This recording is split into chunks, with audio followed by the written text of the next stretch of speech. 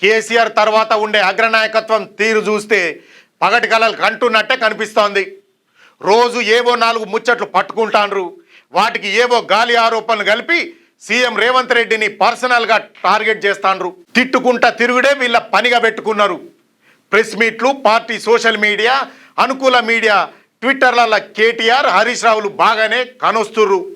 దీనికోసం కోట్లు ఖర్చు చేస్తున్నా ఫీల్డ్లో మాత్రం జనం నుంచి చిన్న స్పందన కూడా వస్తలేదు. అసలు సొంత పార్టీ కార్యకర్తలనే ఉలుకు పలుకు ఉంటలేదు. ఈ అన్ని చూస్తుంటే ఆ ఇద్దరు లీడర్లు చేసే విమర్శలు రోజు రోజుకు గాలి కథలుగానే మిగిలిపోతున్నాయి.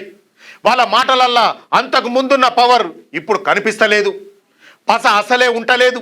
ఇవన్నీ గిట్లా ఏడుస్తుంటే దానికి తోడు వచ్చే ఎలక్షన్లల్లా బీజేపీ, బీఆర్ఎస్ కలిసి పోటీ చేస్తాయనే పుకార్లు షికార్లు చేస్తున్నాయి. 2 పార్టీల మధ్య అవగాహనో, పొత్తో లేదంటే విలీనమో తప్పదనే మాటలు పార్టీ కేడర్లలో బలంగానే వినిపిస్తున్నాయి. ఇవన్నీ కరెక్టే కానీ ఎవరి దగ్గర ఏ క్లారిటీ లేదు.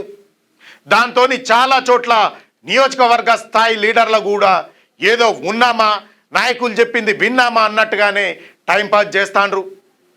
పార్టీల యాక్టివిటీ అన్న మాటే లేకుండా పోయింది. కింది స్థాయిలో ఎవరికి వారు సైలెంట్ అయిపోయిండ్రు.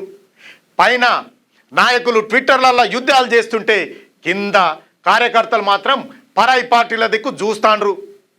లీడర్లకు కేడర్కు మధ్య రోజు రోజుకు గ్యాప్ పెరిగిపోతుంది. ఎవరి దారి వాళ్ళదే అన్నట్టుగా తయారైంది లీడర్ల వ్యవహారం. ఇట్లా అయితే మున్ముందు పార్టీ పరిస్థితి ఏమవుతుందో అని సీనియర్లు లోపల మదన పడతాండ్రు.